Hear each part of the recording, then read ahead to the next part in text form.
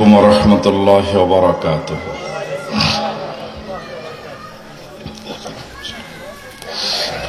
الحمد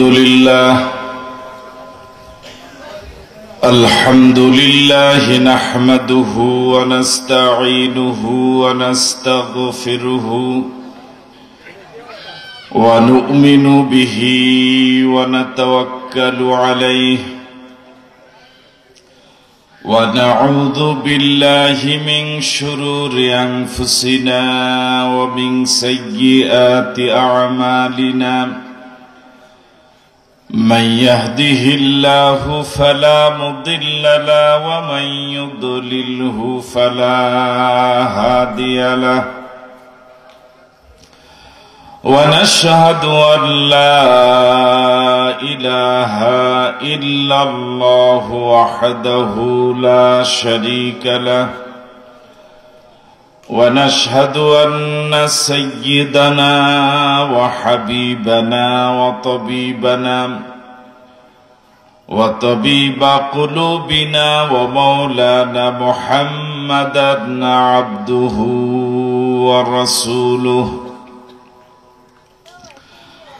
الذي أرسل رسوله بالحق بشيرا ونذيرا وداعيا إلى الله بإذنه وسراجا منيرا فقد قال الله تعالى في كلامه المجيد وفي فرقانه الحميد أعوذ بالله من الشيطان الرجيم بسم الله الرحمن الرحيم وراودته التي هو في بيتها عن نفسه وغلقت الأبواب وقالت هيت لك قال معاذ الله إنه ربي أحسن مثواي إنه لا يفلح الظالمون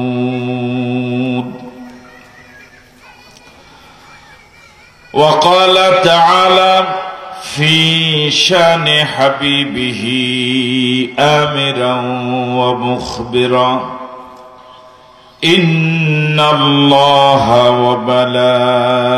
وملائكته يصلون على النبي يا أيها الذين آمنوا صلوا عليه وسلموا تسليما محبة الشتى درود إبراهيم پڑھن اللهم صل على محمد وعلى آل محمد كما صليت على إبراهيم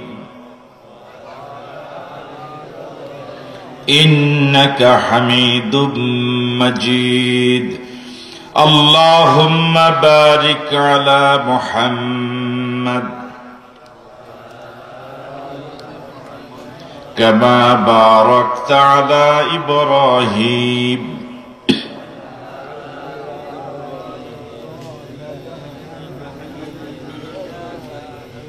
ঐতিহ্যবাহী নিমসার ধনগাজী বাড়ি জামি মসজিদ কমিটির উদ্যোগে মসজিদ প্রাঙ্গণে আয়োজিত আজকের এই তাফসীরুল কোরআন মাহফিল, এই মাহফিলের মহতারাম সভাপতি হযরত মাওলানা সুজাত আলী সাহেব, সহ সভাপতি জনাব মোহাম্মদ লোকমান হুসাইন,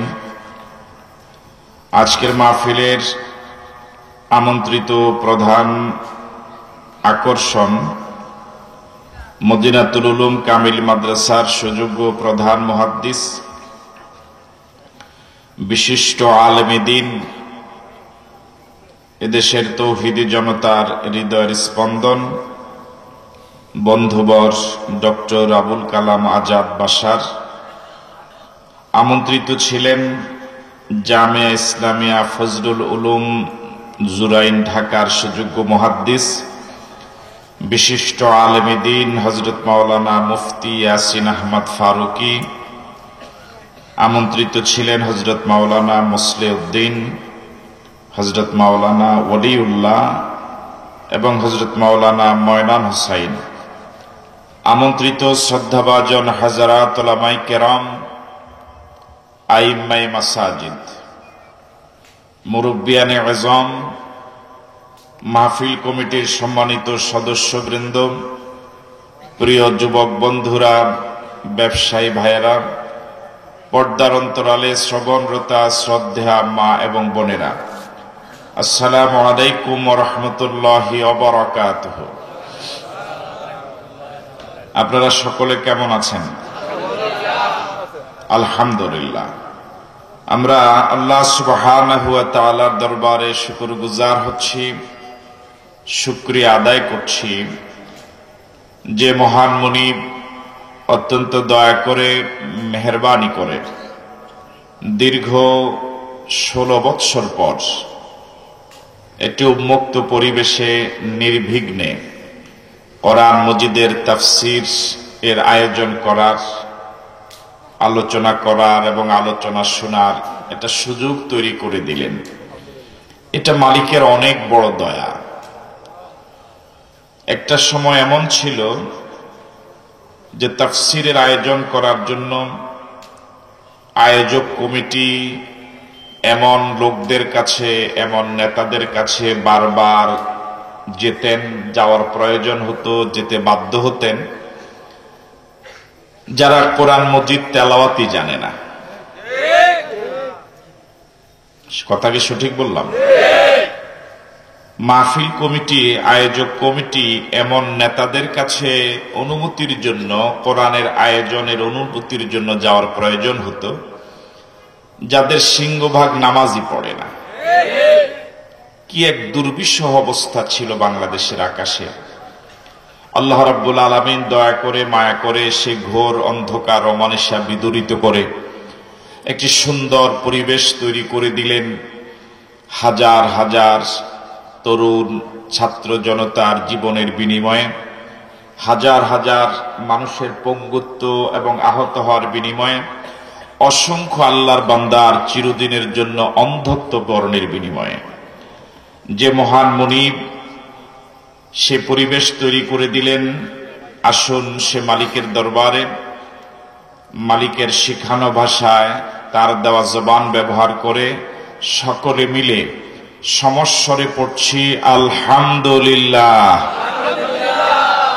রব্বানা লাকাল হামদ হামদান কাসীরান তাইয়্যিবান মুবারাকান ফীহি ইয়া রাব্বি লাকাল হামদু কামা ইয়ানবাগি লিজালালি ওয়াজহিকা ওয়া আযীমি সুলতানিকা। আমরা সকলে মিলে আমাদের মুনিব যিনি, তার শুকরিয়া আদায় করে নিলাম আলহামদুলিল্লাহ। প্রিয় নবী মুহাম্মদুর রাসূলুল্লাহ সাল্লাল্লাহু আলাইহি ওয়াসাল্লামের প্রতি সকলে দরুদ পড়ি সাল্লাল্লাহু আলাইহি ওয়াসাল্লাম।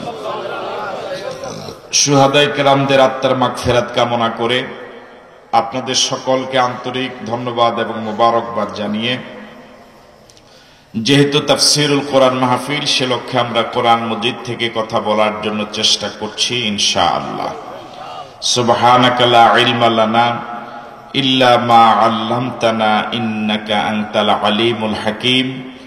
রব্বিশ শরহ লি সাদরি ওয়া ইয়াসসির লি আমরি ওয়াহলুল উকদাতাম মিন লিসানি ইয়াফকাহু কওলি।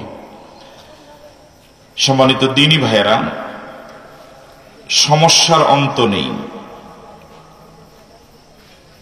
একটি মাহফিলে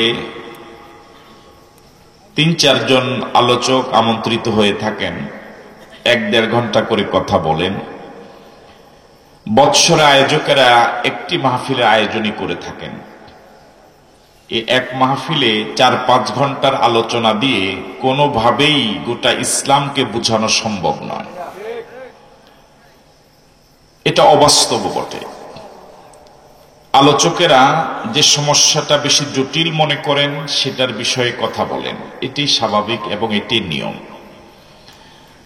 আমার বিবেচনায় বর্তমান পৃথিবীতে আমাদের প্রিয় জন্মভূমি বাংলাদেশে যেই বড় বড় সমস্যাগুলো রয়েছে, এর মাঝে একটি বড় সমস্যা হলো জুলুম। মাত্র দুজনে বললেন। এই বৈষম্যটা এমন মারাত্মক আকার ধারণ করেছে যে জন্য বৈষম্য বিরোধী আন্দোলনের প্রয়োজন হয়েছে। এই জুলুমটা এত জটিল, এত ভয়াবহ এবং এত মারাত্মক আকার ধারণ করেছে, প্রায় প্রতিটি পরিবার, সমাজ এবং রাষ্ট্রের রন্ধ্রে রন্ধ্রে জালেমে ভরে গেছে।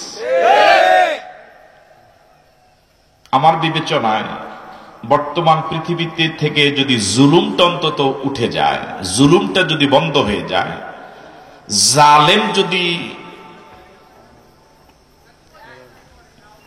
তার অপতৎপরতা বন্ধ করে দেয়, তারা যদি স্তব্ধ হয়ে যায়, আমার বিশ্বাস গোটা পৃথিবীর সিংহভাগ সমস্যার সমাধান হয়ে যাবে। এই জুলুম পরিবারেও হয়। এরকম অসংখ্য পরিবার রয়েছে যে পরিবারগুলোতে যে ছেলেটা সবচেয়ে সৎ এবং যোগ্য, পরিবারের বিভিন্ন কাজে সহযোগী, এই ছেলেটা যদি সামান্যতম কোনো ত্রুটি করে, পরিবারের সকলে মিলে তাকে শায়েস্তা করে। কিন্তু যে ছেলেটা পারিবারিক কোনো কাজেই আসে না, বরং পরিবারের ক্ষতি ছাড়া তার দ্বারা কোনো উপকার হয়নি, মাদক সেবন করে, সন্ত্রাসী কার্যকলাপ করে, চরিত্রহীন হয়ে গেল, এই ছেলেটা বড় ধরনের কোনো অপরাধ করলেও পরিবার কেউই তার সাথে ভয় কথা বলে না। যে ছেলেটা পরিবারের হাল ধরেছে, বিদেশ গিয়ে টাকা পয়সা ইনকাম করে বাবার ঋণ পরিশোধ করেছে, ভাইদের লেখাপড়া করার খরচ জুগিয়েছে, বোনদের বিয়ে শাদীর ব্যবস্থা করেছে, বাবার আগের সেই অগোছানো সংসারকে পরিপাটি করেছে, পরিচ্ছন্ন করেছে, একটা সুন্দর পরিবেশ বিনির্মাণে সহযোগিতা করেছে। যে ছেলেটার এত অবদান পরিবারে, কিন্তু সময়ের ব্যবধানে দেখা যায় সিংহভাগ পরিবারে এই ছেলেটা এত অবহেলিত হয়, তাকে কেউ মূল্যায়নই করে না। দুঃখজনক হলেও সত্য, ওই পরিবারে দেখা যায় যে ছেলেটার কোনো অবদান নাই, বরং বিদেশে যাওয়া ওই ভাই টাকা দিয়ে সে বিড়ি কিনে খেত, সিগারেট খেত, ওই ছেলেটা যা বলে পরিবার সবাই তার কথাই শুনে। যে পুত্রবধূ সাংসারিক কাজ করে করে তার জীবন যৌবনটাই সংসারে শেষ করে দিল, সময়ের ব্যবধানে দেখা যায় ওই পুত্রবধূ কারো কাছেই তেমন কোনো সম্মানজনক অবস্থান পায় না। কিন্তু যে পুত্রবধূটা সকাল 10টায় ঘুম থেকে উঠে পরিবারে কোনো কাজেই তেমন আসে না, এই পুত্রবধূর প্রশংসা সবাই পঞ্চমুখ। আপনাদের এলাকায় কি এরকম অবস্থা আছে? তো বললেন না তো, এরকম অবস্থা কি হয়? প্রতিষ্ঠানে যে শিক্ষক প্রতিষ্ঠানের নিয়ম মেনে চলার চেষ্টা করেন, হক আদায়ের চেষ্টা করেন, দেখবেন ওই শিক্ষক এই সামান্যতম একটু দোষ করলেও তার বিরুদ্ধে নোটিশ হয়ে যায়। আর যিনি প্রতিষ্ঠানের নিয়ম মেনে চলেন না, দরখাস্তবিহীন ছুটি কাটান, কারো কাছ থেকে অনুমতিও নেন না, বলেনও না, জানানো দেন না, এই শিক্ষকের ব্যাপারে প্রতিষ্ঠান প্রধান ভয় কথাও বলে না। সিংহভাগ ক্ষেত্রে এরকমই, ব্যতিক্রমও আছে, তবে সিংহভাগ ক্ষেত্রে এরকমই দেখা যায়। একটা মসজিদে যে খতিব এবং যে ইমাম সারাটা জীবন এই মসজিদের খেদমত করেছে, খেয়ে না খেয়ে। মসজিদটা এক সময় টিনের ঘর ছিল, ফ্লোর কাঁচা ছিল। খতিব সাহেব এবং ইমাম সাহেবের থাকার কোনো ব্যবস্থা ছিল না, খাওয়ার ব্যবস্থা ছিল না। 500-700-1000 টাকার বেতন, তাও কয়েক মাস বাকি। এমন ভাবে খেয়ে না খেয়ে এই মসজিদটার খেদমত করলেন 25-30 বছর। একটা সময় এলাকার ছেলেরা বিদেশ গেল, চাকরি হলো, ভালো টাকার মালিক হলো। সকলে মিলে এখন ওই মসজিদটাকে নতুন করে বিনির্মাণ করলো, টাইলস হলো, মোজাইক হলো। মসজিদটা যখন এখন সুন্দর, সুরম্য, সুদর্শন হলো, এখন প্রথম যেদিন মিটিং হয়, ওই মিটিং এর প্রথম এজেন্ডাই হলো আমাদের এত সুন্দর মসজিদ এখন আর আগের এই বুড়া ইমাম মানায় না। তাহলে প্রথম মিটিং এই আগের ইমাম বাদ দেওয়া কি হয়, সিদ্ধান্ত হয়। আপনারা কি আমার কথা বুঝতেছেন? রাষ্ট্রে যে লোকেরা দুর্নীতি করে নাই, দেশ বিরোধী কোনো কার্যকলাপ করে নাই, একদম খাঁটি দেশপ্রেমিক, সত্যিকারের দেশের প্রকৃত বন্ধু, যারা জাতীয় এবং রাষ্ট্রীয়ভাবে কোনো অপরাধের সাথে জড়িত এরকম কোন তথ্য প্রমাণ কেউ দেখাতে পারেনি, যাদের গলায় ফুলের মালা দিয়ে জাতি বরণ করার দরকার ছিল, যাদেরকে রাষ্ট্রীয় সম্পদ হিসেবে ঘোষণা করার দরকার ছিল, কিন্তু দেখা গেল জাতি তাদের গলায় ফুলের মালা দেয়নি, বরং ফাঁসির রশি ঝুলিয়েছে। আর যারা টোটাল জীবনটাই অপরাধে ভরা, অপরাধী তাদের জীবনের নিত্য সঙ্গী, দেশটাকে লুটিপুটি খেয়ে দুর্নীতি করে আঙ্গুল ফুলে কলা গাছ হয়ে যারা গোটা দেশটাকে ফোকলা বানালো, যাদের ফাঁসি হওয়ার কথা কয়েকশো বার, ওরা দিব্যি দেশের মালিক হয়ে বসে আছে, ওরা দিব্যি বুক ফুলিয়ে চলাফেরা করে। যাদের থাকার কথা জেলে, ওরা ঘুরে বাহিরে, আর যারা থাকার কথা বাহিরে, ওরা কাটাতে হয় জীবন জেলে। ঠিক নয় কি? তাহলে গোটা সমাজ, রাষ্ট্র, পরিবার জুলুম আর জুলুম ব্যাপক এবং বিস্তৃতি লাভ করেছে। এই জুলুম শুধু এখন নয়, এটা আগেও ছিল। আমরা শুরুতে সূরা ইউসুফ থেকে কিছু আয়াত তেলাওয়াত করেছি। আরেকটু কোরআন মজিদের 12 নম্বর সূরা, সূরা ইউসুফ, যে সূরাতে আয়াত রয়েছে 111টি, রুকু রয়েছে 12টি। ওই সূরার ক্রমিক নাম্বারও 12। এই সূরাটি মাক্কি সূরা। আমি আবারও বলছি, সূরার নাম ইউসুফ, আয়াত 111, রুকু 12, ক্রমিক নাম্বার 12, সূরাটি মাক্কি। জবাব পাওয়া যাবে ইনশাআল্লাহ? এই জবাবটা তো দিলেন না। জবাব পাওয়া যাবে ইনশাআল্লাহ? সূরার নাম সবাই বলুন ইউসুফ। আবার বলুন, আওয়াজ দিয়ে বলেন না। আয়াত 111, রুকু, ক্রমিক নাম্বার, সূরাটি মাক্কি না মাদানী? এবার এভাবে বলুন, কোরআন মজিদের 12 নম্বর সূরায় কয়টি আয়াত, কয়টি রুকু? ওই সূরাটি মাক্কি না মাদানী? এবার সবাই একসাথে বলুন সে সূরাটির নাম। হযরত ইউসুফ আলাইহিস সালাতু ওয়াস সালাম, তিনি সৌন্দর্যের পিরামিড ছিলেন। শিশুকালেই তিনি জুলুমের শিকার হয়েছিলেন। তার প্রতি যারা জুলুম করেছে, অপরিচিত কেউ ছিলেন না, দূরের কেউ ছিলেন না, বরং একদম তার পরিচিত মানুষ, একদম কাছের মানুষ, তার ভাইয়েরা।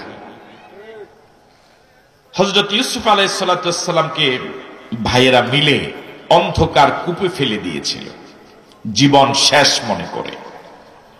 আল্লাহ রাব্বুল আলামিন দয়া করে, মায়া করে এই মাজলুম ইউসুফ নবীকে অন্ধকার কূপ থেকে উত্তোলন করে বণিক দলের মাধ্যমে মিশরের বাজারে বিক্রির ব্যবস্থা করলেন।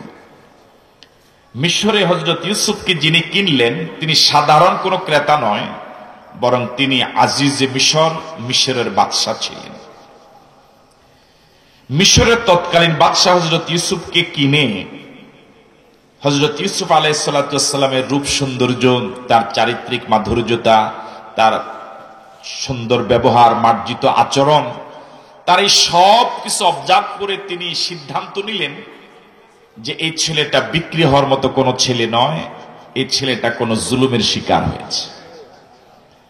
এই জন্য তিনি তার স্ত্রীর কাছে, রানীর কাছে গিয়ে বললেন, দেখো এই ছেলেটাকে যদিও আমি টাকা দিয়ে কিনেছি, আমার কেন যেন মন বলে এই ছেলেটা বিক্রি হওয়ার মতো নয়, কোন ষড়যন্ত্রের কবলে পড়েছে, তার সাথে তুমি কেনা গোলামের মতো আচরণ করবে না, বরং ভালো আচরণ করবে। হযরত ইউসুফ আলাইহিস সালাম ওই রাজপ্রাসাদে ধীরে ধীরে বড় হচ্ছিলেন। যৌবনে ভরা ইউসুফ, ওই রানীর কুনজর পড়েছে হযরত ইউসুফের প্রতি।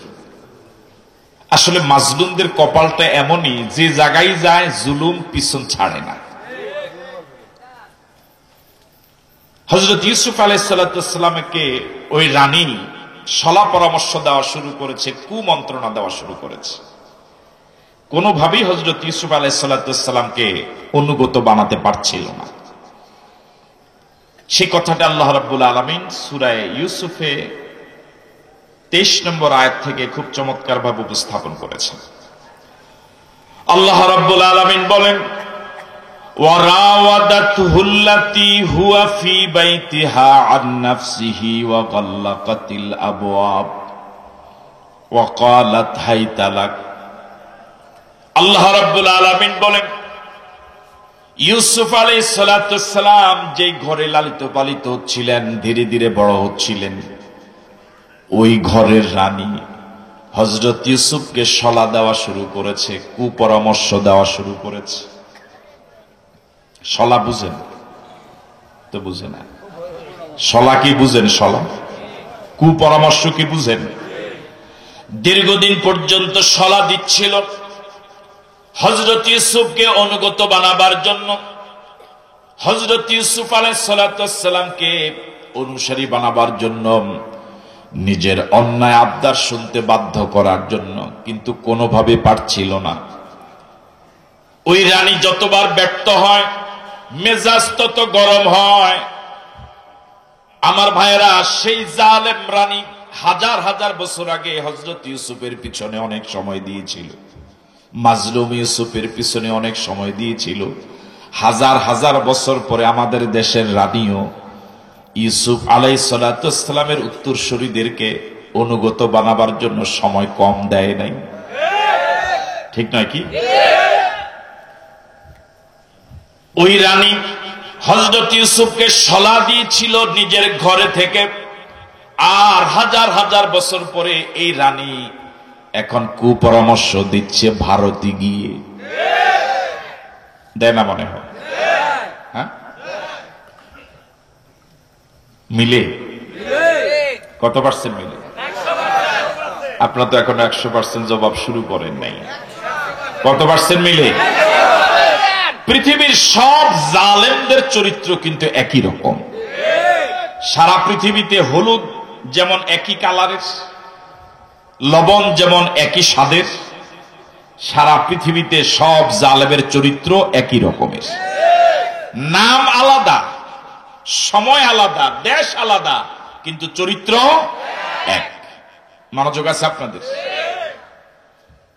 ওয়া গাল্লাকাতিল আবওয়াব, দীর্ঘদিন পর্যন্ত সলা পরামর্শ দিয়েছিল, কোনোভাবে ইউসুফকে বসে আনতে পারছিল না, অনুগত বানাতে পারছিল না, কথা শোনাতে বাধ্য করতে পারছিল না। এই জন্য রানীর মেজাজ গরম না ঠান্ডা? হ্যাঁ, মারাত্মক গরম। আমাদের এই রানীর মেজাজও মারাত্মক গরম হয়ে গিয়েছিল। বলেছিল, দেশ স্বাধীন করেছে আমার বাবা, দেশ আমার। কথা বলে না কেন? বলে নাই? ভুলে গেছেন এখন এত তাড়াতাড়ি?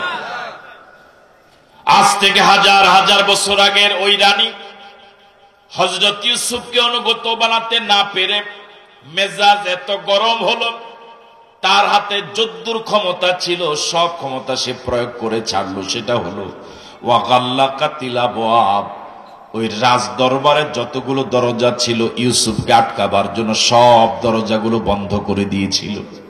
নাউজুবিল্লাহ বললেন? ওয়া গাল্লাকাতিল আবওয়াব, ওয়াগাল্লাকাতিল আবওয়াব, মিশরের রানী এক ইউসুফকে আটকাবার জন্য রাজপ্রাসাদের সব দরজা বন্ধ করে দিয়েছিল।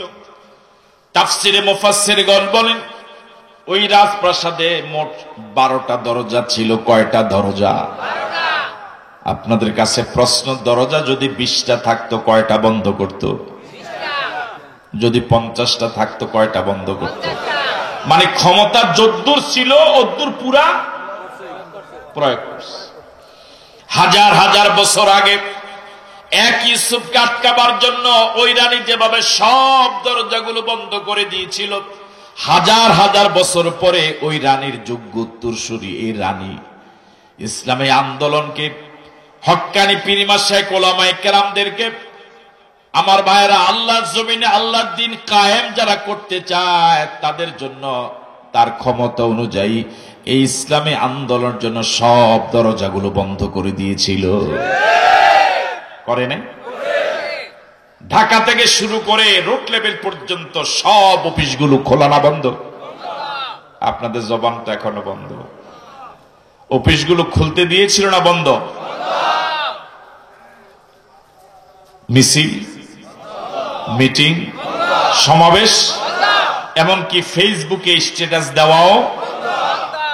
আব্রাহার ফাহাদ বুয়েটের মেধাবী ছাত্র, আগামীর বাংলাদেশ, এই ছেলেটার কি অপরাধ ছিল? শুধু অপরাধ ভারতের বিরুদ্ধে একটা লেখা লিখেছিল তার ফেসবুক আইডিতে। এই অপরাধে সারা রাত এই মেধাবী ছেলেটাকে বাই রোটেশন পর্যায়ক্রমে একদল মেরে মেরে ওরা ক্লান্ত হয়ে যায়, পরে আরেক দল আসে, এভাবে সারা রাত নির্যাতন করে করে ছেলেটাকে মেরে ফেলা। তাহলে এরা বিগত 15-16 বছর ওরা ছাড়া বাকি সবার জন্য সব দরজাগুলো খোলা রেখেছিল না বন্ধ করেছিল? মিলে কথা বলে না, মিলে কত আনা মিলে? 16 আনা। আমার ভাইয়েরা, সাইদি সাহেবের নাম জানেন তো আপনারা? এইভাবে জানেন মাত্র। বাংলাদেশের শ্রেষ্ঠ সন্তান, তাফসির জগতের মুকুটহীন সম্রাট, তাফসির জগতের যিনি কিংবদন্তি ছিলেন, গোটা পৃথিবীর তৌহিদি জনতার হৃদয়ের স্পন্দন, ধর্ম বর্ণ নির্বিশেষে কোটি কোটি মানুষের যিনি শ্রদ্ধেয় ছিলেন,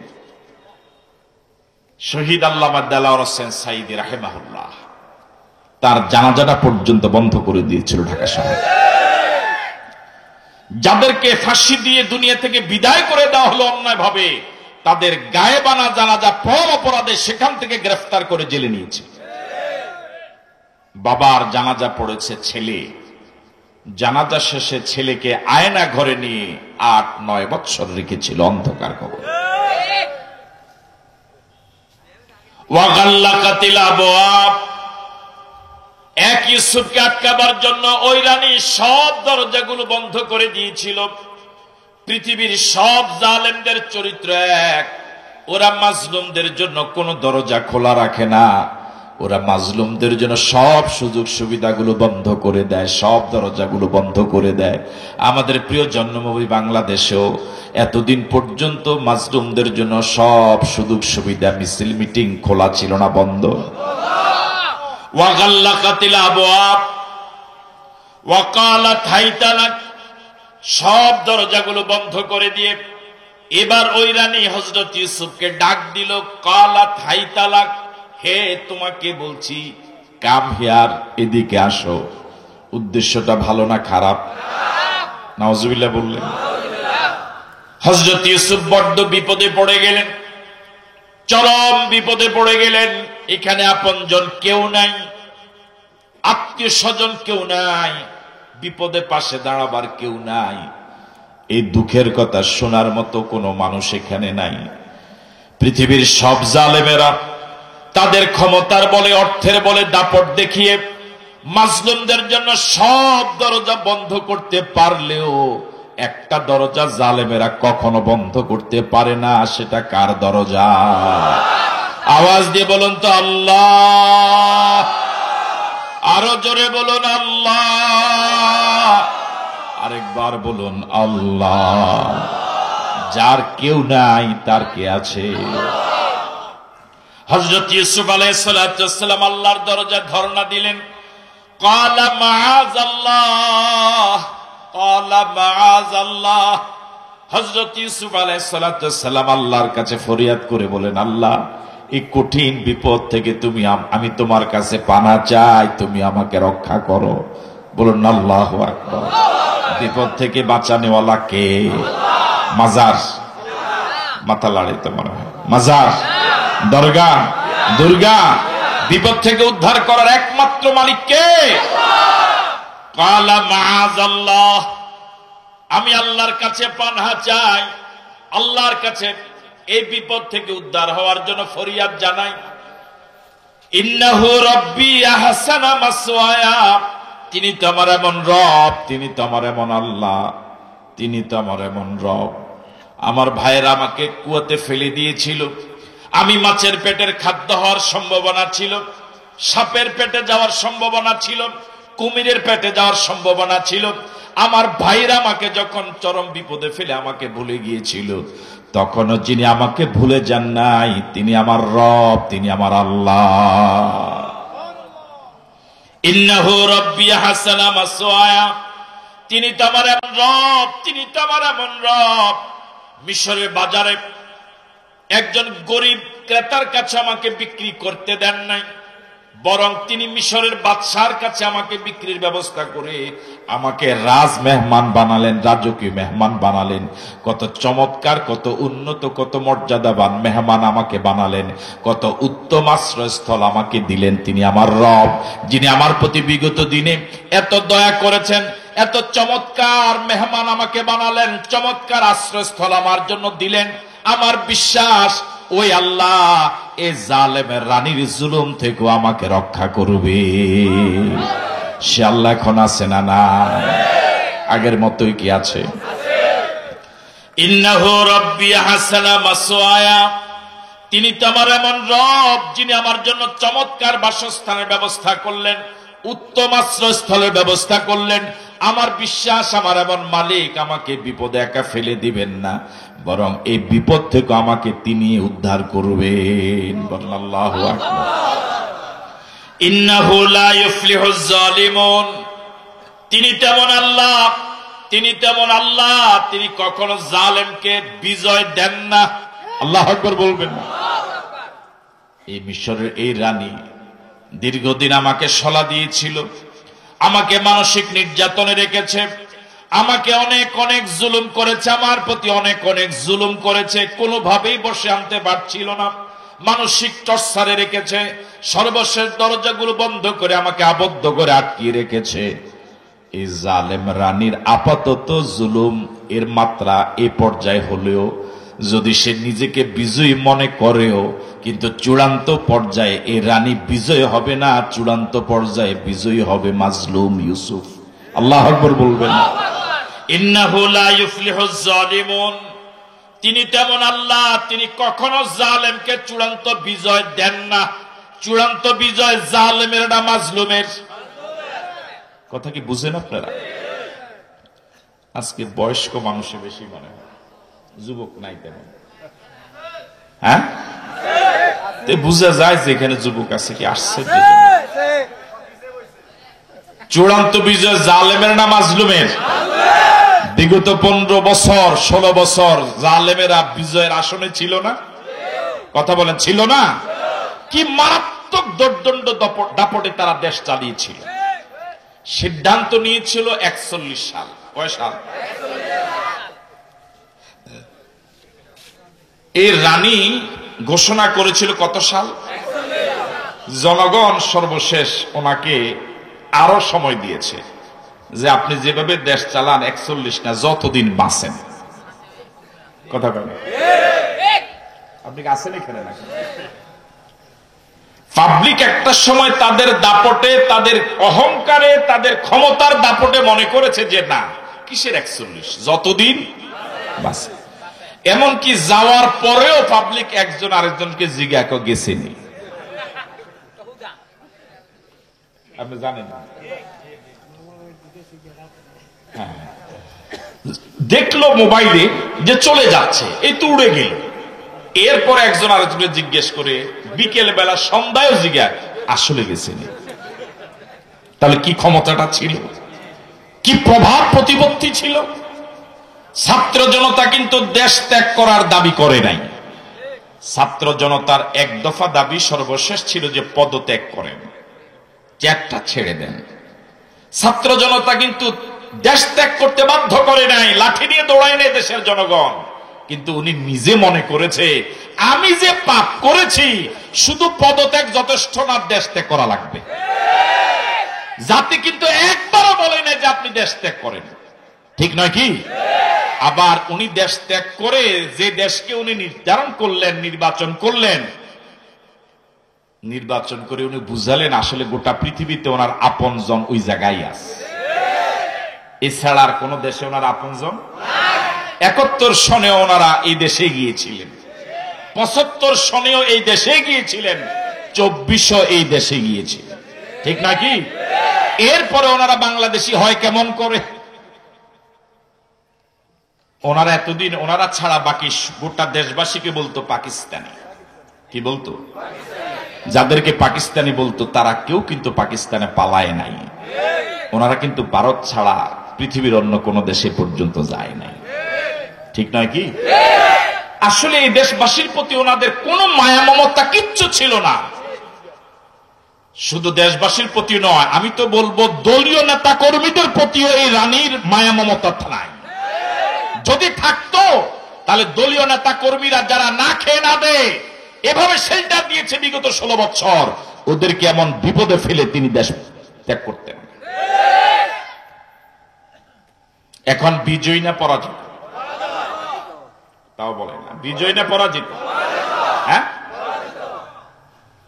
ফেলেরও তো একটা মার্ক আছে। 25 পাইও তো কেউ ফেল করে। এই ফেলটা কি 25 পাইয়া ফেল না 00 পাইয়া ফেল? আপনি কি কল্পনা করেছেন যারা 16 বছর এরকম বিজয়ীর আসনে ছিল তারা প্রধানমন্ত্রী, মন্ত্রী পরিষদ, এমপি, নেতা, কর্মী সব পালালো, এমনকি জাতীয় মসজিদের খতিব সহ, এলাকার মসজিদ কমিটির সদস্য সহ। কথা বলে না কেন? ওনাদেরই তো একজন সেকেন্ড ইন কমান্ডের ভাই বলেছিল 10,000 টাকায় হাইতে না, 10,000 টাকায় হাইতে না। মনে আছে? কে বলেছিল? 10,000 টাকা হাইতে। ইন্নাহু লা ইউফলিহুজ জালিমুন, তিনি তেমন আল্লাহ। আপাতত মিশরের রানী নিজেকে রাজরানী মনে করলেও, বিজয় মনে করলেও, আমি মাজলুম ইউসুফের প্রতি চরম জুলুম এবং নির্যাতন করলেও, আপাতত নিজেকে বিজয়ী মনে করলেও, ইন্নাহু লা ইউফলিহুজ জালিমুন, তিনি এমন আল্লাহ, তিনি এই জালেমকে স্থায়ীভাবে বিজয়ী দিবেন না। আল্লাহু আকবার। আমরা বুঝি না, এই কারণে আমরা মাজলুমরা হতাশ হয়ে যাই, নিরাশ হয়ে যাই। কিন্তু চূড়ান্ত পর্যায়ে মাজলুমদের গলায় ফুলের মালা, ঠিক নয় কি? সে আল্লাহর নামে একবার তাকবীর দিয়ে বলুন তো, আল্লাহু আকবার। কি প্রভাব প্রতিপত্তি ছিল দরবেশের, কিনা? দরবেশ। আমরা জানতাম ছোটবেলায় যে মানুষ বিপদে পড়লে ভালো হয়। আগে দাঁড়ি ছিল না, এখন বিপদে পড়ছে দাঁড়ি রাখে। আগে নামাজ তেমন পড়তো না, বিপদে পড়ছে এখন নামাজ পড়ে। কিন্তু এই দলটাই দেখলাম বিপদে পড়লে দাঁড়ি কামায়। আপনি চিন্তা করেছেন যে এত হাজার কোটি টাকার মালিক লুঙ্গি পরে দাঁড়ি কামিয়ে নদী পথে পালালো? একসাথে ছিল কিন্তু দুই বন্ধু, কোস্ট গার্ড চিনে ফেলেছে একজনকে মাত্র ধরছিল। উনি চিন্তা করছে, হায় আমার তো ধরবে, এর তো ধরে না, কোস্ট গার্ডকে দেখায়, দেখো ওই। ঠিক নয় কি? দুনিয়াতেই যাদের সাথে একসাথে আন্দোলন করলেন, ক্যাবিনেটে বসেছেন, সুবিধা ভোগ করেছেন, আপনার বিপদে সে আপনাকে আরো বিপদ বাড়িয়ে দিল। এই আপনার কিসের বন্ধু? দুনিয়াতে এই দলগুলো, এই আদর্শগুলো একেবারে ঠনকো, পরকালে বিন্দু পরিমাণ উপকারে আসবে না। ইন্নাহু লা ইউফলিহুজ জালিমুন, তিনি তেমন আল্লাহ, তিনি জালেমকে কখনো বিজয় দেন না। আল্লাহু আকবার। 16 বছর পরে আল্লাহ রাব্বুল আলামিন মাজলুমদেরকে বিজয় দিবেন, এটা 3 মাস আগেও কেউ কল্পনা করে নাই। ঠিক নয় কি? কল্পনা করেছেন? একদিন আগেও। ইন্নাহু লা ইউফলিহুজ জালিমুন ওয়ালাকাদ হাম্মাত বিহি ওয়া হাম্মা বিহা। আল্লাহ রাব্বুল আলামিন বলেন, ওই রানী ইউসুফের ব্যাপারে চিন্তা করে ফেলেছিল। ওয়া হাম্মা বিহা, হযরত ইউসুফও চিন্তা করে ফেলতেন। লাউলা আন রাআ বুরহান রাব্বিহি, যদি হযরত ইউসুফ আল্লাহর পক্ষ থেকে একটা জ্বলন্ত দলিল যদি না দেখতেন, বুরহান যদি না দেখতেন। এই বুরহানের তাফসিরে মুফাসসিরগণ বলেন, ওই রানী ঘরের সব দরজাগুলো বন্ধ করার পর হযরত ইউসুফকে যখন কাছে ডাকলেন, এমন সময় হঠাৎ হযরত ইউসুফের নজর পড়ল রাজপ্রাসাদের দেয়ালে। এতদিন পর্যন্ত ওই দেয়ালে একটা মাটির পুতুল ছিল ঝুলানো, আজ হঠাৎ দেখেন ওই পুতুলের উপরে পর্দা ঝুলানো। হযরত ইউসুফ জিজ্ঞেস করলেন বুরহানের তাফসীর। হযরত ইউসুফ ওই রানীকে প্রশ্ন করলেন, এতে পর্দা দিলেন কেন? রানী বলেছে, জালেম ওই রানী বলেছে, এটা আমার খোদা। নাউজুবিল্লাহ বললেন। দরজাগুলো সব বন্ধ করে আমি তোমাকে কাছে ডেকেছি, খোদায় যদি দেখে ফেলে কতই না লজ্জা হবে। চোর হইলেও ইমানদার। কথা বলে না কেন? চোর হইল মানুষ ভালো। মানুষ যদি ভালো না হইতো তাহলে কি এভাবে গোটা জাতির সামনে বলতো যে আমার অফিসের পিয়ন 400 কোটি টাকার মালিক, হেলিকপ্টার ছাড়া চলে না? তাহলে বুঝা গেল আসলে মাঝে মাঝে সত্য কথা দুই একটা। হযরত ইউসুফ আলাইহিস সালাতু ওয়াস সালাম জিজ্ঞেস করলেন, পর্দা দিলেন কেন? ওই রানী বলেছে, খোদা দেখলে বড্ড লজ্জা হবে। ঠিক এমন সময় হযরত ইউসুফ বললেন, রানী আপনি যাকে খোদা মানেন, ও খোদা নিজের গতিতে হাত পা নড়াচড়া করতে পারে না, এদিক থেকে সেদিক চোখ নিতে পারে না। আপনি নিজে এক জায়গা থেকে আপনার খোদাকে অন্য জায়গায় না নিলে খোদা নিজেও যেতে পারে না। এরকম একটা নির্জীব খোদাকে যদি আপনি এত ভয় করেন, আমি যাকে আল্লাহ মানি তিনি তো সব দেখেন, সব জানেন। আমি আমার আল্লাহকে কি পরিমাণ ভয় করা দরকার। আল্লাহু আকবার। আল্লাহ রাব্বুল আলামিন বলেন, কাযালিকা লিনাসরিফা আনহুস সুআ ওয়াল ফাহশা, এই পদ্ধতিতে আমি অশ্লীলতাকে, বেহায়াপনাকে দূর করে দিয়েছিলাম, এই জন্য দূর করেছিলাম। ইন্নাহু মিন ইবাদিনাল মুখলাসিন, হযরত ইউসুফ কোন সাধারণ গোলাম নয়। ইন্নাহু মিন ইবাদিনাল মুখলাসিন, এই পৃথিবীতে আমার মুখলেস বান্দা যারা, একনিষ্ঠ গোলাম যারা, একনিষ্ঠ বান্দা যারা, হযরত ইউসুফ তাদের একজন। আল্লাহু আকবার। ওয়াস্তাবাকাল বাব ওয়াকাদ্দাত কামিসাহু মিন দুবুরিন, দরজাগুলো খোলা না বন্ধ? কথা বলেন না কেন? হযরত ইউসুফ আলাইহিস সালাতু ওয়াস সালাম কার উপরে ভরসা করেছেন? কত পার্সেন্ট ভরসা করেছেন? আল্লাহর উপরে ভরসা করে, শতভাগ আল্লাহর উপরে ভরসা করে বদ্ধ দরজার দিকে হযরত ইউসুফ দৌড় দিলেন। আল্লাহ রাব্বুল আলামিন এক এক করে সব দরজাগুলো খুলে দিলেন। ওয়া মান ইয়াত্তাকিল্লাহা ইয়াজআল লাহু মাখরাজা, আল্লাহকে যে প্রচন্ড ভয় করে চলে, আল্লাহ তার বের হওয়ার জন্য সব দরজাগুলো খুলে দেয়। হযরত ইব্রাহিম আলাইহিস সালাতু ওয়াস সালাম, নমরুদ তাকে অগ্নিকুণ্ডলিতে ফেলে দিয়েছিল, দীর্ঘদিন আগুনকে এমন ভাবে তা দিয়েছিল, একটা জীবন্ত মানুষ পড়ার সাথে সাথে কয়েক সেকেন্ডে আংরা হয়ে যেতে পারে। এমন অগ্নিকুণ্ডলীর চারপাশে মন্ত্রী পরিষদ সহ বসার চেয়ারে হেলান দিয়ে ইব্রাহিম কিভাবে জ্বলে সেই দৃশ্য দেখার জন্য জিব্রাইল চলে আসলেন। 600 ডানার জিব্রাইল 900 ডানার শক্তিশালী জিব্রাইল, প্রচন্ড শক্তিশালী। এক ডানা দিয়ে যদি একবার বাতাস দেয়, নমরুদের আগুন নিভে যেতে বাধ্য। ইব্রাহিমের কাছে প্রস্তাব করলেন সহযোগিতার। এমন কঠিন বিপদে ইব্রাহিম আলাইহিস সালাম দ্ব্যর্থহীন কণ্ঠে বললেন, আমি আপনার কাছে কেন সাহায্য চাইব? আমি তো এমন আল্লাহর গোলামি করি না যে আল্লাহ আমার অবস্থা দেখে না। আল্লাহ ওয়া মান ইয়াত্তাকিল্লাহ ইয়াজআল লাহু মাখরাজা। আল্লাহ রাব্বুল আলামিন আগুনের প্রতি নোটিশ জারি করে দিলেন, কুলনা ইয়া নারু কুনি বারদাও ওয়া সালামান আলা ইব্রাহিম। ও আগুন, আমার ইব্রাহিমের প্রতি শান্তিদায়ক ঠান্ডা হয়ে যা। এখন কি আর আগুনের বাবার ক্ষমতা আছে ইব্রাহিমের একটা ফসম জ্বালাবার?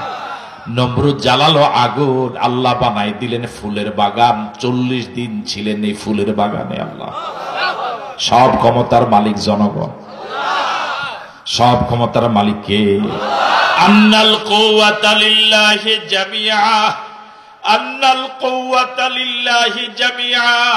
সব ক্ষমতার একমাত্র মালিক আল্লাহ, সব ক্ষমতার মালিক আল্লাহ। আমার ভাইয়েরা, জালেমেরা মাজলুমদের জন্য সব দরজা বন্ধ করে। মাজলুমেরা যদি ধৈর্যের সাথে আল্লাহর উপর আস্থা রেখে টিকে থাকতে পারে, সময়ের ব্যবধানে আল্লাহ মাজলুমদের জন্য সব দরজাগুলো খুলে দেয়। এখন খুলে দেয়, কথা বলেন, খুলে দেয় নাই? এবার আপনাদের কাছে প্রশ্ন, ইব্রাহিম ইউসুফ আলাইহিস সালাম দৌড় দিলেন বদ্ধ দরজার দিকে। ওই জালেম রানী কি দাঁড়িয়ে থাকবে না দৌড় দিবে? যদি সে বুদ্ধিমান হয়, বিবেকবান হয়, কমন সেন্স ওয়ালা হয়, তাহলে সে দৌড় দিবে না, চিন্তা করবে দীর্ঘদিন পিছনে সময় দিয়েছি, অনুগত বানাতে পারি নাই, সর্বশেষ সব ক্ষমতা প্রয়োগ করেছি, আমার হাতে যদ্দুর ক্ষমতা ছিল সব ক্ষমতা প্রয়োগ করেছি, আটকাতে পারি নাই। অন্তত আকল যদি থাকতো দৌড় না দিয়া থেমে যেত।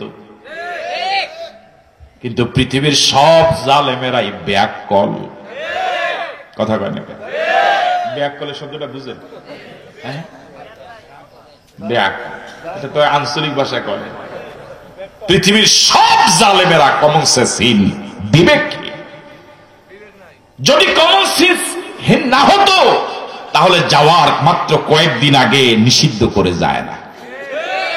সব দরজাগুলো বন্ধ, নিবন্ধন বাতিল, মার্কা বাতিল, অন্তত যাওয়ার আগে নিষিদ্ধ করে সব দরজা বন্ধ করত।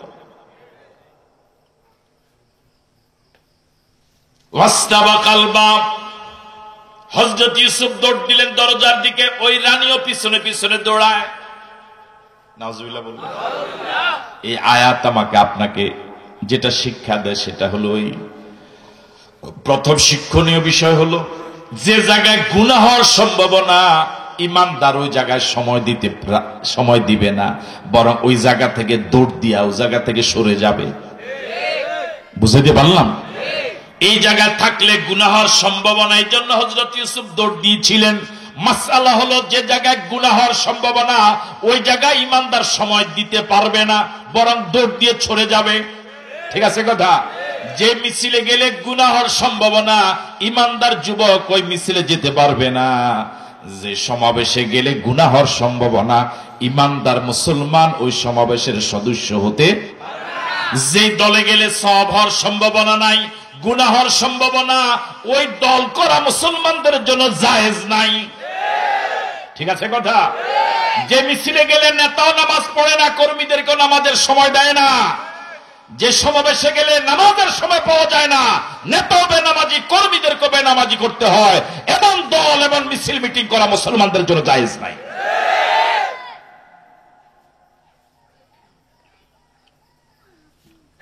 তাহলে প্রথম শিক্ষণীয় বিষয় হলো, যে জায়গায় গেলে, যে মিটিং এ গেলে, যে মিছিলে গেলে, যে সমাবেশে গেলে গুনাহ হওয়ার সম্ভাবনা, ওই জায়গায় যাওয়া যাবে না। রাজি আছেন?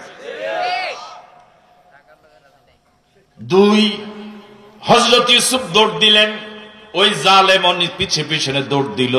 এখান থেকে শিক্ষণীয় হলো মাজলুমেরা জালেমের অত্যাচার থেকে বাঁচবার জন্য, সরে যাওয়ার জন্য শত চেষ্টা করলেও জালেমেরা মাজলুমদেরকে সরে যেতে দেয় না, বরং সব সময় পিছনে পিছনে লেগে থাকে।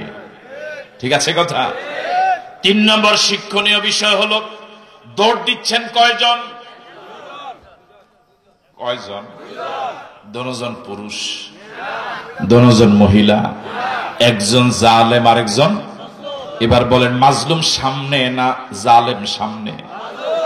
জালেম। এখান থেকে শিক্ষণীয় হলো, এই জালেমেরা শারীরিকভাবে যত শক্তিশালী হোক, নৈতিকভাবে তারা চরম দুর্বল। মাজলুমেরা শারীরিকভাবে যত দুর্বলই হোক, মানসিকভাবে নৈতিকভাবে তারা চরম শক্তিশালী। এই জন্য জালেমেরা যতই পিছনে পিছনে দৌড়ায়, মাজলুমদেরকে ধরে নাগাল পায় না। আল্লাহু আকবার বলবেন।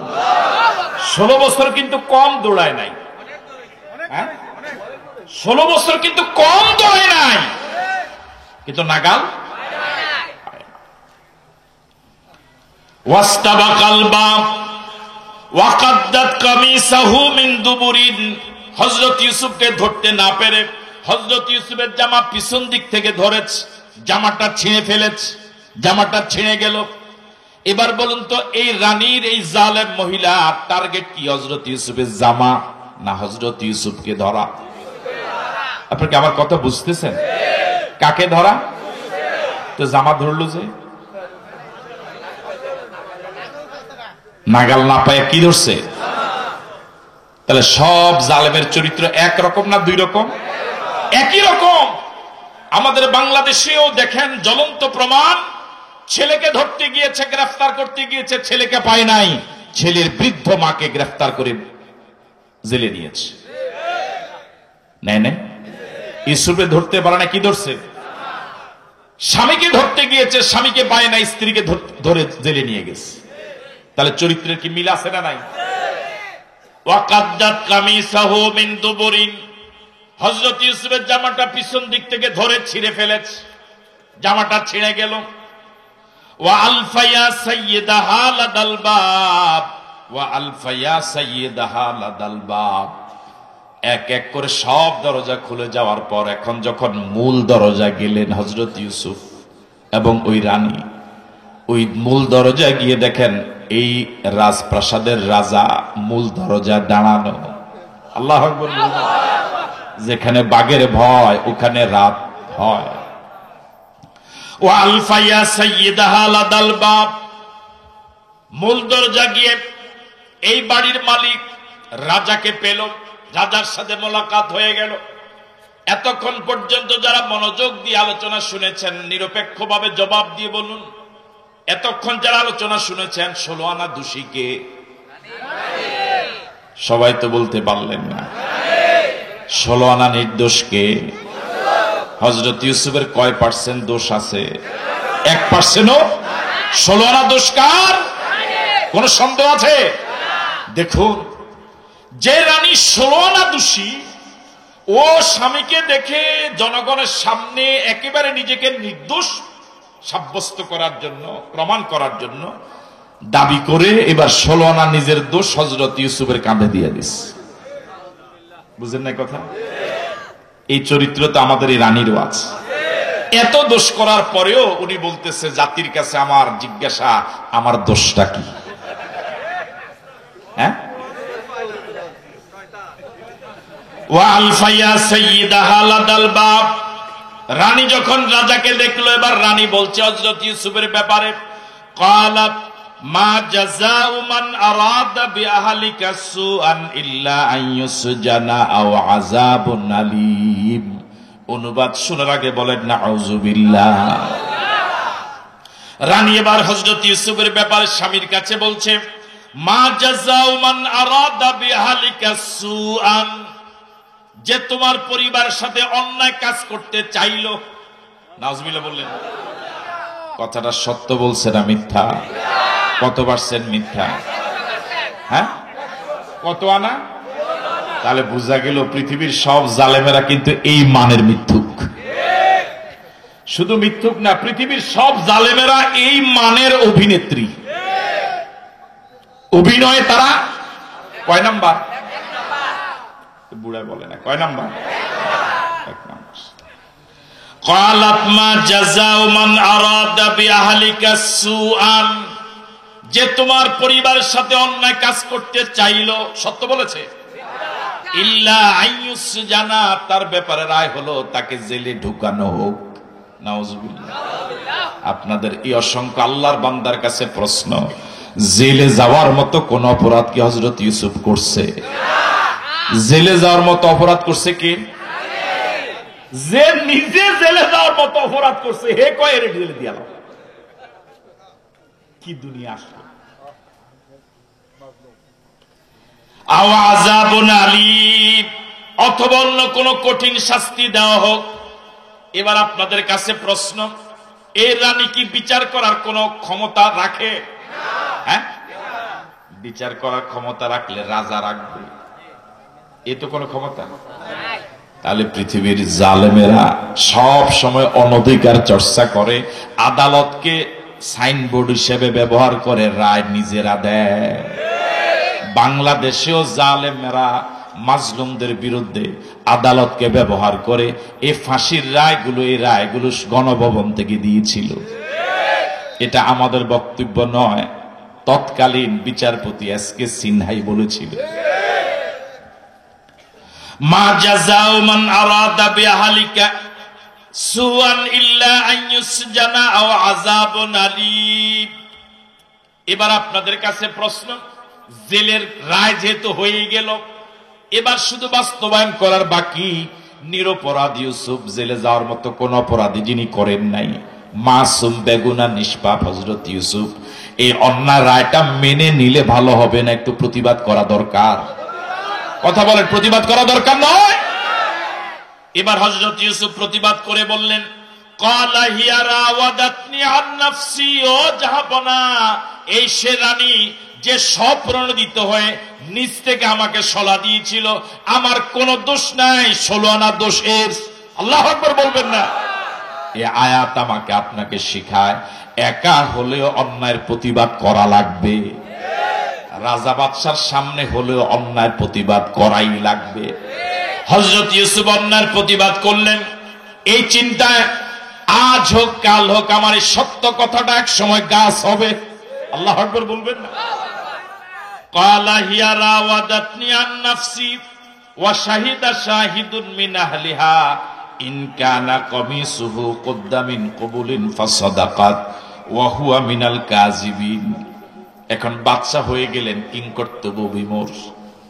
স্ত্রী বলে এক কথা, ইউসুফ বলেন আরেক কথা, কারটা বিশ্বাস করবেন? বান্দার চেষ্টা যে জায়গা শেষ, আল্লাহর দয়া সে জায়গা আসা শুরু হয়। এতক্ষণ যা ঘটনা ঘটতেছে এটা মনে হয় আল্লাহর জানা নাই, আছে? ওই রাজপ্রাসাদের ছোট্ট একটা শিশু ছিল, দোলনায় দোলার বয়স, যার এখনো কথা ফুটে নাই, জবান খোলে নাই, কথা বলার বয়স হয় নাই। ওই রানী, কমন সেন্সহীন রানী, ছোট্ট মাটির পুতুল, হাতে বানানো মূর্তির উপরে পর্দা দিয়েছিল, খোদা দেখবে মনে করে। কিন্তু ছোট্ট শিশুটা যদিও কথা ফুটে নাই, জবান খোলে নাই, কিন্তু হাত পাও তো নাড়াচড়া করে, চোখ তো এদিক সেদিক নেয়, এটার উপরে কি দেয় নাই? হ্যাঁ, নিজের ঘরের শিশুই এখন নিজের বিরুদ্ধে সাক্ষী হবে। আল্লাহু আকবার বলবেন না? আল্লাহর মেহেরবানি, নিজেরা যে ট্রাইব্যুনাল গঠন করে গেছে, নতুন আর কোন ট্রাইব্যুনাল গঠন করা লাগবে না ওদের বিচারের জন্য। নিজেরা যে আইন করে গিয়েছে, নতুন কোন আইনের করা লাগবে না, ওই আইনে মুরব্বীরা ধরা পড়বে ইনশাআল্লাহ। ওয়া শাহিদা শাহিদুন মিন আহলিহা, আল্লাহ রাব্বুল আলামিন ওই ছোট্ট শিশুর জবান খুলে দিলেন। আল্লাহু আকবার। সব ক্ষমতার মালিককে আল্লাহ রাব্বুল আলামিন জবানওয়ালা মানুষের জবান বন্ধ করে দিতে পারেন, আর যার এখনো কথা বলার বয়স হয় নাই তার জবানও খুলে দিতে পারেন। সেই ক্ষমতা রাখেন কে? আল্লাহ রাব্বুল আলামিন এই ছোট্ট শিশুর জবান খুলে দিলেন, এবার সে সাক্ষ্য হয়ে গেল। সুবহানাল্লাহ বললেন? কি ক্ষমতা আমার আল্লাহ! আমরা আসলে আল্লাহকে এখনো চিনি নাই, এই জন্য ইবাদত বন্দেগী করে সিজদা দিয়ে মজা পাই না। যদি চিনতাম তাহলে মজা পেতাম। ওয়া শাহিদা শাহিদুন মিন আহলিহা ইন কানা কামিসুহু কুদ্দা মিন কুবুলিন ফাসাদাকাত। এই ছোট্ট শিশুর জবান খুলে যাওয়ার পর ছোট্ট শিশু এবার বলছে, জাহাপনা দেশ চালান কিন্তু ঘর চালাইতে পারেন না। কথা কয় না? গোটা দেশে মাতবাড়ি করেন, নিজের ঘরে মাতবাড়ি চলে না।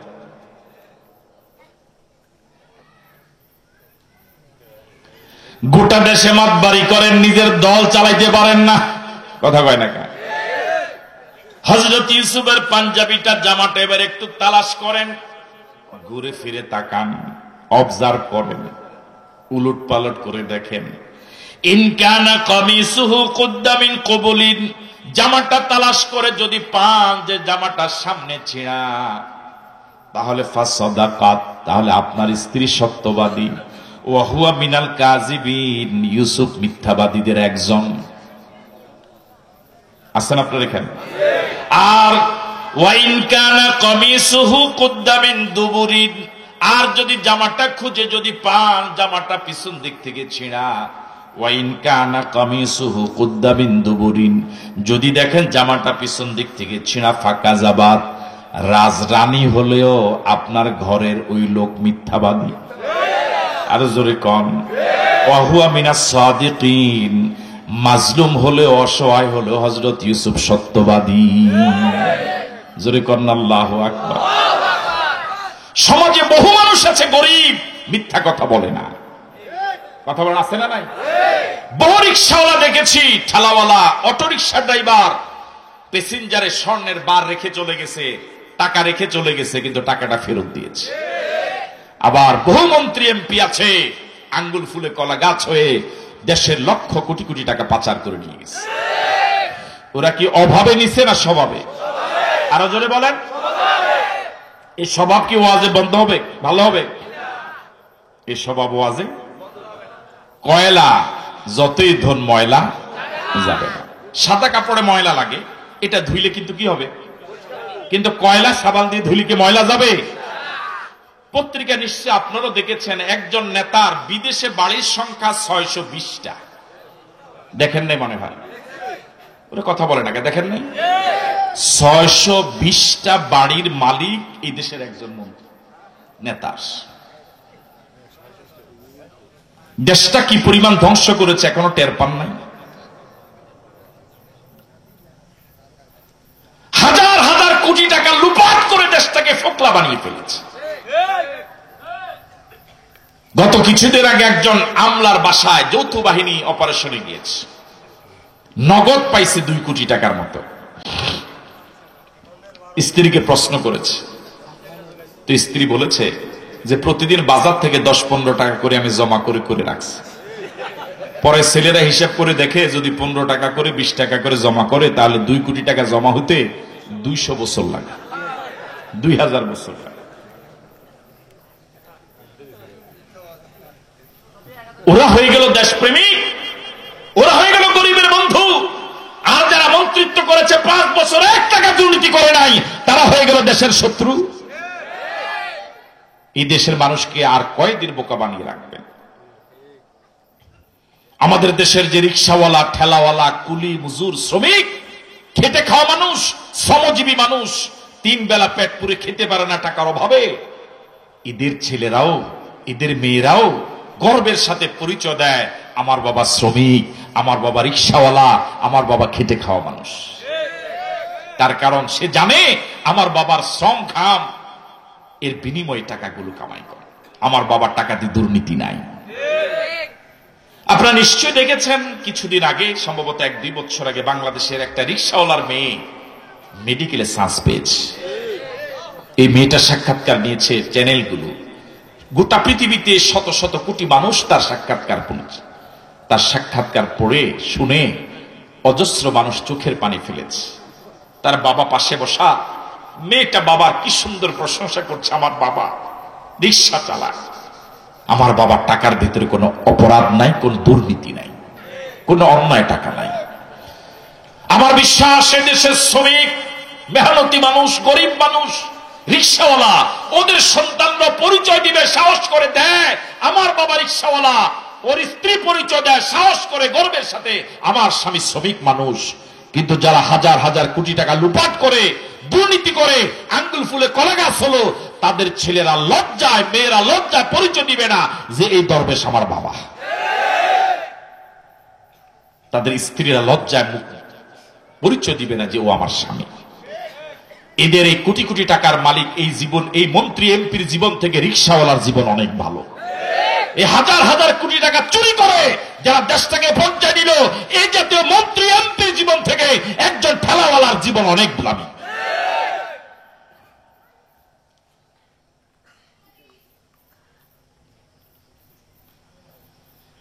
ওয়াইন কানা কামিসুহু কুদ্দা মিন দুবুরিন,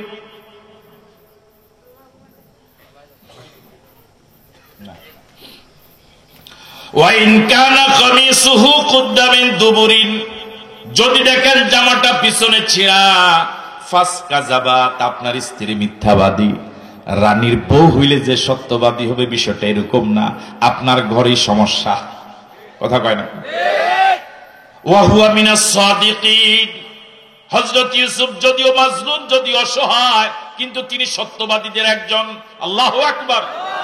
এখন ছোট্ট শিশু বাচ্চারে যা বলে বাচ্চা তাই শুনে। ছোট্ট শিশু এবার বাচ্চারে কানে ধইরা ঘুরায়। আল্লাহু আকবার বলবেন। ছেলেরা যা পারে অনেক সময় বুড়ারা তা পারে না। বাংলাদেশের ছাত্র জনতা যা দেখিয়ে দিয়েছে, যে বিপ্লব ঘটিয়েছে, এটা মুরব্বীদের দ্বারা হয়নি। তবে মুরব্বীদের দোয়া ছিল, দোয়া করেনি। ফালাম্মা রাআ কামিসাহু কুদ্দা মিন দুবুরিন, এবার বাচ্চা হযরত ইউসুফের জামাটাকে উলটপালট করে দেখে। আল্লাহু আকবার বলবেন। ফালাম্মা রাআ কামিসাহু কুদ্দা মিন দুবুরিন, এবার যখন বাচ্চা দেখলো জামাটা পিছন দিক থেকে ছিঁড়া, তার স্ত্রী স্বামীকে দেখে যেভাবে এক সেকেন্ড সময় নেয় নাই হযরত ইউসুফকে দোষী বানিয়ে দিল। বাচ্চা যখন দেখলো জামাটা পিছন দিক থেকে ছিঁড়া, বাচ্চা এক সেকেন্ড সময় নেয় নাই, সঠিক রায়টা দিয়ে দিল। ফালাম্মা রাআ কামিসাহু কুদ্দা মিন দুবুরিন, যখন দেখলেন জামাটা পিছন দিক থেকে ছিঁড়া, কালা, এবার বাদশা বলছে, ইন্নাহু মিন কাইদিকুন্না, নিশ্চয়ই এটা তোমাদেরই ষড়যন্ত্র। বলেন আল্লাহু আকবার। নিজের স্ত্রীর বিরুদ্ধে রায় দেওয়া এটা কি এত সহজ? আজকে বাড়িতে গিয়েই একটু বইলে দেখেন কি অবস্থা হয়। হ্যাঁ, আগুন জ্বলবে, বুড়া কো আগুন জ্বলবে, বুড়ি আছে আছে আগুন জ্বলবে, ভুক্তভোগী।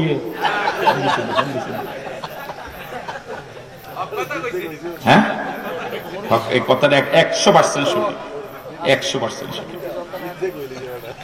ইন্নাহু মিন কাইদিকুন্না, এটা তোমাদেরই ষড়যন্ত্র, এটা তোমাদেরই ষড়যন্ত্র। এবার আপনাদের এই অসংখ্য আল্লাহর বান্দার কাছে প্রশ্ন, বাদশার বউ কয়জন? হযরত ইউসুফের বিরুদ্ধে ষড়যন্ত্র করেছে কয়জন? বাদশা তো বলা দরকার ছিল এটা তোমার ষড়যন্ত্র। বাদশা তোমার ষড়যন্ত্র না বলে বলেছেন এটা তোমাদেরই ষড়যন্ত্র। বুঝেন নাই কথা? যারা মাদ্রাসা পড়েছেন তারা বুঝবেন। কুন্না এটা বহু বচন, তোমাদের, এটা তোমাদের ষড়যন্ত্র। এখন প্রশ্ন হতে পারে ষড়যন্ত্রকারিণী হলো একজন, বাদশার বউ একজন, কিন্তু তোমাদের বহু বচন বললেন কেন? যদি একজন বলতেন, তোমার ষড়যন্ত্র বলতেন, তাহলে আমাদের দেশের ইজ্ঞা বাদ পড়ে যায়। কথা কয় না কা? আমাদের দেশের এ কি পড়ে যায়? এই এত জুলুম করার পরে এ যদি বাদ পড়ে, এটা তো বৈষম্য হবে। ওটা কথা বলে না কেন? এত জুলুম করার পরে এ যদি বাদ পড়ে যায়, এটা তো মারাত্মক বৈষম্য। এই জন্য বৈষম্য যেন না হয়, এই জন্য ব্যবহার করা হয়েছে কুন্না, এটা তোমাদেরই ষড়যন্ত্র। তার মানে ইউসুফের বিরুদ্ধে ষড়যন্ত্রকারী শুধু তুমি একা না, তোমার যোগ্য মুরিদ এবং খলিফা যোগে যোগে আসবে, বাংলাদেশও আসবে। ঠিক আছে কথা? তাহলে কুন্নার ভিতরে এও আছে, কিয়ামত পর্যন্ত আরো যারা আসবে এই জাতীয় জালেম জালেমা সব এই কুন্নার ভিতরে ঢুকবে।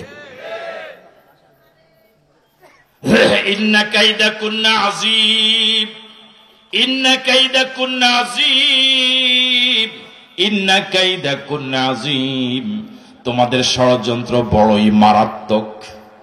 বুঝেন নাই কথা? ইন্না কাইদা কুন্না আযীব, তোমাদের ষড়যন্ত্র বড়ই মারাত্মক।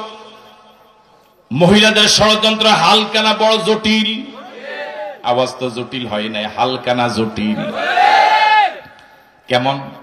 দুই ভাই যদি ঝগড়া লাগে, এই দুই ভাইয়ের ঝগড়া মিট করা মোটামুটি সহজ, কিন্তু দুই ভাইয়ের বউ যদি ঝগড়া লাগে, এটা এত সহজে মিট করা যায় না। আপনাকে আমার সাথে একমত? দুই ভাইয়ের বউর ঝগড়া এত সহজে মিট করা। আমাদের বাংলাদেশেও আমার বিবেচনায়, দেখেন আপনারা একমত হতে পারেন কিনা, আমাদের বাংলাদেশে ঢাকাতেও যদি মুরব্বী দুইজন যদি মহিলা না হয়ে যদি পুরুষ হইতো, দেশের কপাল এত খারাপ হইতো না। আমেরিকা চিনেন? আমেরিকা নাম শুনে নাই তোরা? চিনেন? আমেরিকা কিন্তু গত নির্বাচনে কিন্তু একজন মহিলা দাঁড়িয়েছিল, কমলা হ্যারিস। এর আগের নির্বাচনে একজন মহিলা দাঁড়িয়েছিল, হিলারি ক্লিন্টন। তারা কিন্তু মহিলাদেরকে প্রেসিডেন্ট বানায় নাই। কারে বানাইছে? কথা বল না, কারে বানাইছে? বর্তমানে যাকে প্রেসিডেন্ট ওরা বানালো, ওরে কিন্তু সারা পৃথিবীর মানুষেরা সচেতন যারা, ওরা একে সুস্থ মস্তিষ্কের মানুষ মনে করে না, বরং 49 বাইওয়ালা মনে করে, আধা পাগল মনে করে। আমেরিকার ওরা যাতে মাতাল হলো তালে ঠিক, একজন নারী থেকে আধা পাগল তাদের কাছে প্রেসিডেন্ট হওয়ার জন্য অনেক বেশি যোগ্য। পৃথিবীর তৃতীয় বৃহত্তম মুসলিম দেশ বাংলাদেশ, লক্ষ লক্ষ আলেম ওলামার দেশ, হাজার হাজার পীর মাশায়েখের দেশে, কপাল আমাদের এতই জটিল, আমরা পারলাম না কোরআনের পক্ষে, আমরা পারলাম না রাসূলের আদর্শের পক্ষে একজন পুরুষকে, ইসলামী আন্দোলনকে, একামতের দিনের লোকদেরকে জাতীয় পর্যায়ে নেতৃত্ব দিয়ে বৈষম্য মুক্ত বাংলাদেশ গড়ার জন্য পারলাম না এখন একটা জজবা উঠাতে, পারলাম না এলাকা এখন একটা জোয়ার উঠাতে। আমরা কি আগামীতে পারবো ইনশাআল্লাহ? আল্লাহর জমিনে, বাংলাদেশের জমিনে কোরআন দিয়ে চলুক, এটাকে আমরা সবাই চাই। কারা কারা চাই? দু হাত তুলে দেখান। আমিও চাই। আল্লাহ কবুল করে বলি আমিন। আরো জোরে সরে বলি আমিন। আজকের প্রধান আকর্ষণ,